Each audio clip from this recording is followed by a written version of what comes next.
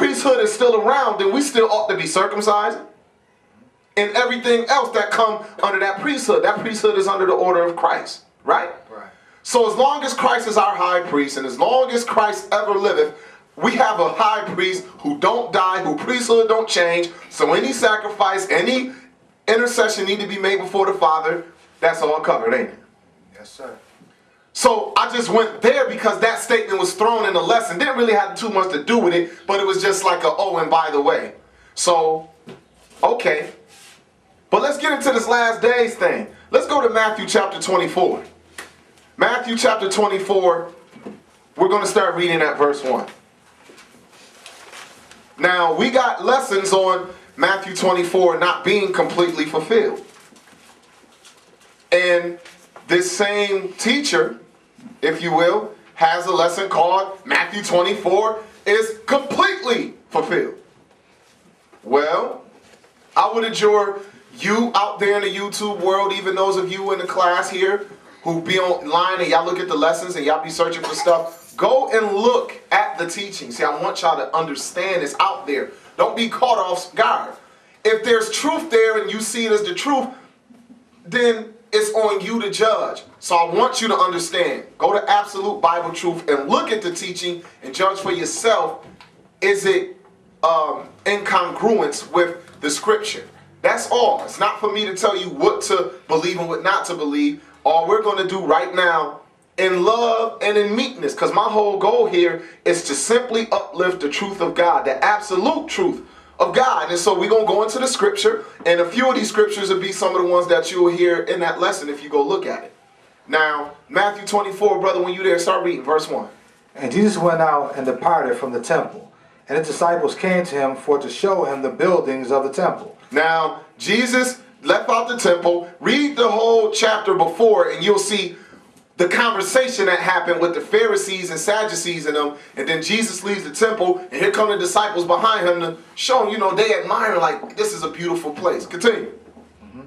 And Jesus said unto them, see ye not all these things? Verily I say unto you, there shall not be left here one stone upon another. Okay. That shall not be thrown down. So Jesus told them this temple and this beautiful place going to be destroyed one day. Go ahead.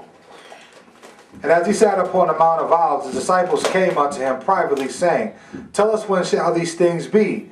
And what shall be the sign of thy coming and the end of the world? Now, brothers and sisters, this is where we about to go in the direction of the lesson that I saw, and I wrote the scriptures down, studied them, and then went studying all the other things that I've ever learned about the last days. And this is where it started to get interesting from jump. Okay? Now, a question was asked here after he said this temple going to be destroyed, and that question was, tell us when it's going to be, right? When is these things going to be that this going to happen to the temple? But that's not the only question that was asked. And this whole verse is read as if one question was asked. Jesus was asked 3 questions. 3. This is not one question. These 3 questions are posed in one asking. Right. But it's 3 of them. What is the 3 of them? It said, tell us, when shall these things be? Tell us, when shall these things be? Question mark. Meaning, okay, when is that going to happen that you said? Now, if you hearing that the temple going to be destroyed, it's other things Christ been teaching, and this caught you off guard that this place going to be destroyed. Okay, well, tell us when it's going to be, and hold up. Something else we want to know. Go ahead. And what shall be thy sign of thy coming? And, meaning it's another question, and what's going to be the sign of your coming then? Go ahead. And of the end of the world. And, conjunction word. Yeah. The end of the world. That's 3 questions. That's 3 questions. This is not one question. It was posed at one time. Like, if you coming to get me and I say, hey, what time you coming to get me? That is the question, right? And where are we going? That's another question. And who coming with us? That is one long me asking you, but that's clearly 3 different questions. I want to know 3 different things. Jesus in this chapter is about to give them the answers to 3 different questions, and it's being taught like that's just one question. Because he's going to tell them when the temple shall be destroyed. But he's also going to tell them when he's coming again and when the world shall end. Now, here when it says, and of the end of the world, the brothers went correctly into the concordances to find what word is used here to signify world. And the word used here in Matthew 24 and verse 3 is the word aeon.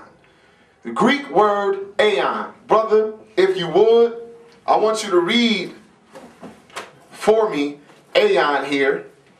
And this is my book. I paid for it so I can write in it. I want you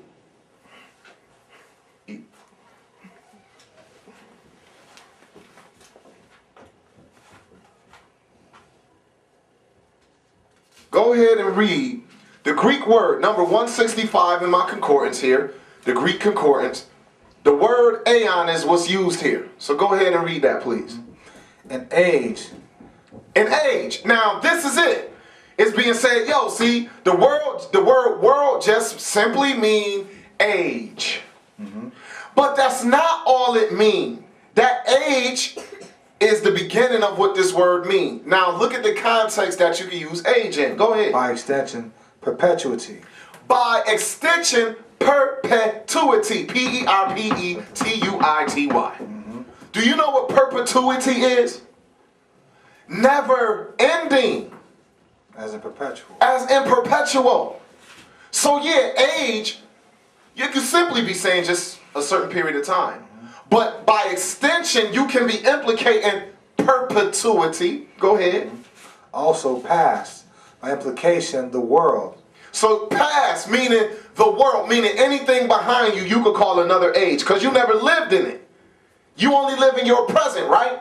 So you could say that, according to American history, the Revolutionary War was another age. Right. Civil rights movement, and just 30, 40 years ago, that was another age. Yep. Or era. Or era. Or era. Excuse me. But within the context of American history, that's just a moment in the greater age of America and its whole history. Just a particular part. Go ahead and continue. Specifically, Jewish, a Masonic period. A Messianic period. Present. Wait, and it said specifically when it's referring to the Jewish use of the word, right. It's referring to a Messianic period. Present or future. Present or future. Age, course, eternal. Eternal? Go ahead. Forever. Forever? Forevermore. And ever. Beginning of the while, the world. The beginning of the world, okay. Began without end. Began and without end. So in the context of what we read, we would have to get the idea of what context to use the word aeon in. Now, is he saying, it's being taught that this is just Jesus about to explain all through Matthew 24, the last days of the Jews being a nation in Jerusalem. And after Titus came and destroyed Jerusalem in 70 AD, the last days were finished. So when you go and read all the letters the apostles were writing, and they kept referring to the last days, now in these last days, the Lord hath appeared unto us, his son, all of this, it was still all before Jerusalem was destroyed in 70, because you got some of the letters being written, being dated to being, they think they were written in the 30s, you know, like the year 30, 40s, the 60s. Jerusalem wasn't destroyed until 70, about almost 40 years after the resurrection of the Messiah. So these letters, they're saying these letters are all written in that period before Jerusalem is destroyed. And so every time you read these brothers in the New Testament talking about the last days, it is referring to Jerusalem is going to be destroyed, and this is near the end of everything, because everything ends with Jerusalem being destroyed. And brothers and sisters, Jerusalem had an age, if you will. Jerusalem had a few different ages, if you want to get into the technicality of it. But it is simply not Bible truth, absolutely. That's what that's talking about. That when he say, I'm going to tell you, Lord, what shall be the sign of these things and the sign of your coming and of the end of the world? They was asking, what's going to be the end of Jerusalem? Brothers and sisters, was right before this was the Messiah.